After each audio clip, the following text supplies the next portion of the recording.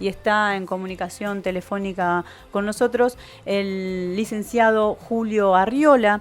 Él es psicólogo, docente y trabaja en la Secretaría de Salud Pública en el Partido de La Matanza, provincia de Buenos Aires. Y lo convocamos para hablar de un tema que nos preocupa, no solo como comunicadora, como comunicadores nos preocupa, me preocupa también como mamá, como docente, y queremos hablar de este diagnóstico, ¿no? que lo escuchamos acá en la localidad y que tiene que ver con los ataques de ansiedad en jóvenes y en adolescentes. Bienvenido, Julio, a la mesa de Menos es Más. ¿Qué tal? Buenas noches, un gusto. Un gusto. Estás, recién me contabas fuera de aire que estás bastante vinculado con esta problemática e inclusive trabajás con jóvenes y adolescentes y que me imagino que sabés muchísimo de este tema y nos podés brindar herramientas, pero antes que nada, por ahí queríamos saber tu punto de vista. ¿Qué es un ataque de pánico? ¿No? ¿Cómo lo podríamos definir? Bueno, tiene muchas definiciones desde el punto de vista técnico y científico, ¿no? Yo lo plantearía en función de que el ataque de pánico hoy en día y en la cultura actual es una obra de arte. Es una obra de arte en función de que es un síntoma, ¿no? Y el síntoma en la psicología se entiende siempre como una solución de compromiso, ¿sí? El síntoma es algo que nos avisa que algo no está funcionando bien, ¿no? Y nos muestra algo, nos quiere decir algo.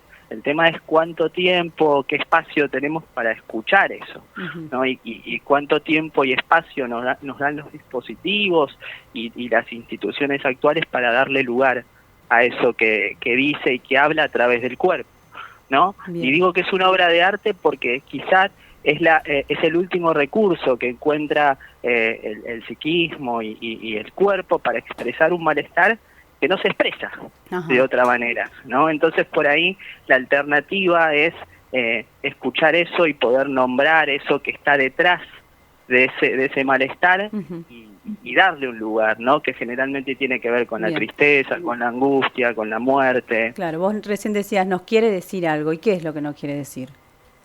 Nos quiere decir que algo no está funcionando y que hay algo de nuestro malestar o de lo más íntimo de nosotros que tienen que ver con la angustia que no estamos escuchando y que no le estamos dando lugar y que tenemos que hacer otra cosa con eso, porque si se manifiesta un síntoma, si manifiestan situaciones de ataque de pánico o ataques de ansiedad, es porque el psiquismo colapsó en ese sentido, ¿no? Sí. Y la respuesta que le está dando a eso que venimos acumulando no funciona, ¿no? Hay que hacer otra cosa. Claro. Y hay algo que generalmente y hay algo que lo despierta, que lo provoca. Lo despierta el colapso, ¿sí? Es algo que se viene acumulando. O sea, la característica de un ataque de ansiedad o un ataque de pánico en primer medida son síntomas físicos que generalmente lo que aparece es que uno siente que vienen de la nada, ¿no? Parecería como que aparecen sin motivo preciso, no sé, viajando en el colectivo o mirando una serie, ¿no? Ahí te arrancan palpitaciones, disnea, muchos síntomas físicos, ¿no? Miedo, ¿no? Podría ser también que por ahí es lo que por ahí los chicos manifiestan, un miedo exacerbado que no saben a qué. Y miedo, terror sobre todo, ¿no? Sí. Porque el miedo es un afecto que está asociado a algo puntual, ¿no? Vos les tenés miedo a, no sé, a las arañas, ¿no? Fobias, por ejemplo. Pero el terror es como un sentimiento más impreciso, ¿no? Cuando uno tiene terror, no es algo que arrasa, no hay un objeto físico del cual defenderse, sino es algo que viene del interior y uno no puede defenderse de eso, ¿no? Por eso la característica del ataque de ansiedad es que arrasa y uno no puede asociarlo a nada. Y el trabajo frente a eso es ir intentando, o sea, el darle lugar y espacio es intentar asociar ese malestar que viene de la nada con qué tiene que ver. Porque cuando uno le va dando lugar a eso, va pudiendo hilar, ¿no? Bueno, el mes pasado se murió mi abuela, me pasa esto, y cuando vas abriendo el panorama hay millones de razones para la angustia, para la tristeza, ¿no? Y la realidad es que vivimos en una sociedad bastante obscena en ese sentido, que no le da lugar a la tristeza, a la angustia, ¿no?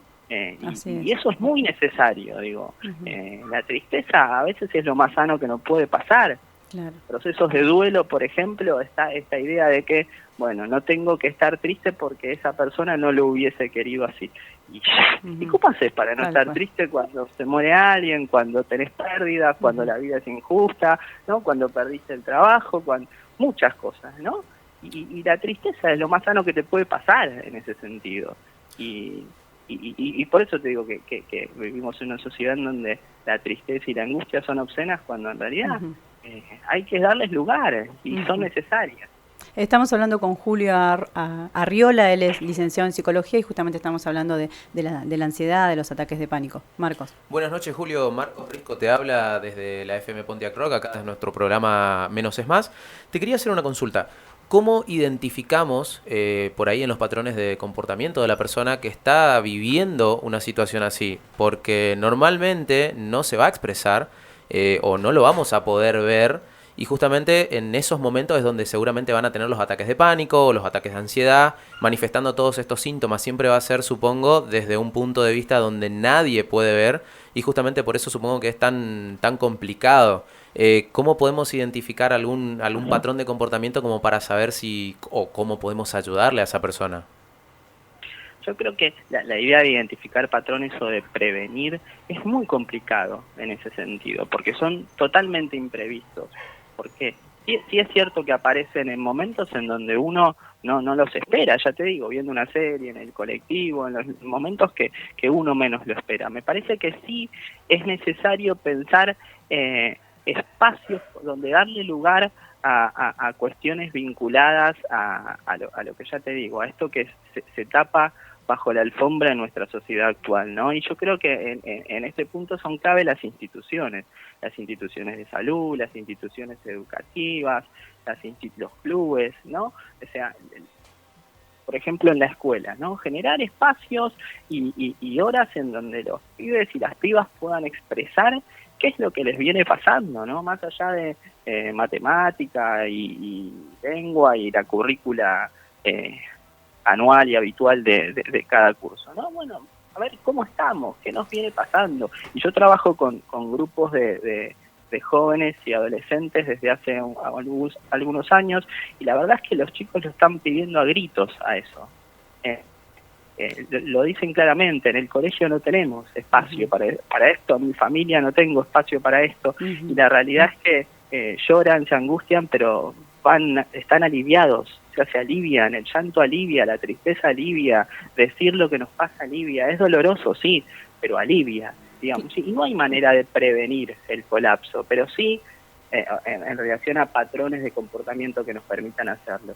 Claudio. Me parece que es esto, generar estos espacios. Bien. Julio, Claudio es mi nombre. Te hago una consulta. Te saco un poco de la cuestión del adolescente, el joven. ¿Qué pasa con el adulto?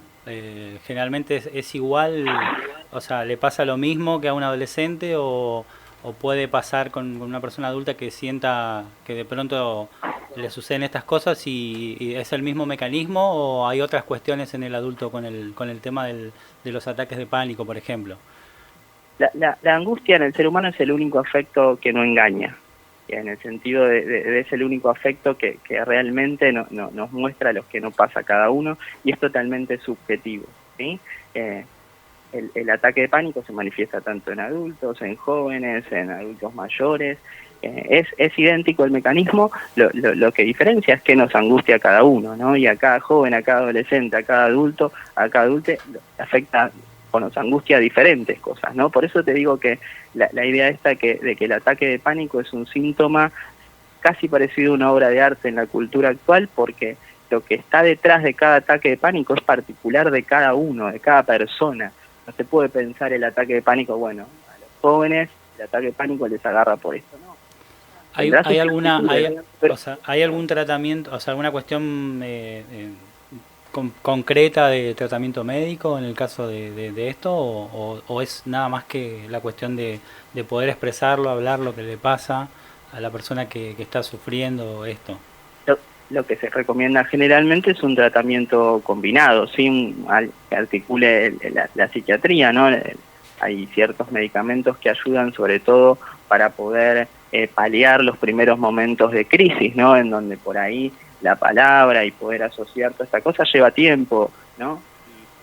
Y hay personas que por ahí les cuesta salir, les cuesta ir a trabajar, les cuesta mantener vínculos sociales, les cuesta estar en lugares donde hay mucha gente, ¿no? Y bueno, para esto, digamos, la psiquiatría tiene muchos aportes en cuanto a lo medicamentoso, digo, y es necesario, digo, solo no funciona, ¿sí? Así como tampoco a veces la palabra y los dispositivos artísticos, digamos, alternativas tampoco funcionan solos, ¿sí? Claro. Siempre, digamos, se piensa un tratamiento interdisciplinario para abordar, Tal cual, pero siempre es muy puntual. Sí, y pensemos también que estos espacios también deben estar coordinados por profesionales. Por ejemplo, acá en la provincia es muy difícilmente están las horas de artística, de música en las escuelas, que muchas veces las lleva adelante el docente desbordado, que cumple con la planificación y demás. Tienen 40 minutos nada más de arte en las escuelas, una vez por semana, hasta en educación física también, 40 minutos una vez por semana. Y qué difícil, ¿no? Vos lo planteás y realmente me descolocaste cuando arrancaste que es una obra de arte. Después te empecé a entender un poco porque en realidad son las emociones que tenemos que empezar a aprender a regularlas, que hay todo un laburo detrás, ¿no? Me imagino que a eso apunta, pero también nos encontramos hoy con una realidad que esas personas que lo entiendan de esa manera, por ahí no abundan, no hay. No, y estamos un poquito complicados, ¿no? Porque hoy, te digo acá, lo escuchamos cada vez más con chicos con ataques de ansiedad, están inquietos, no tienen esos espacios para expresarse, para contar lo que les pasa, que en definitiva es eso, y bueno, el cuerpo colapsa, las emociones colapsan, y estamos un poco en el horno, ¿no?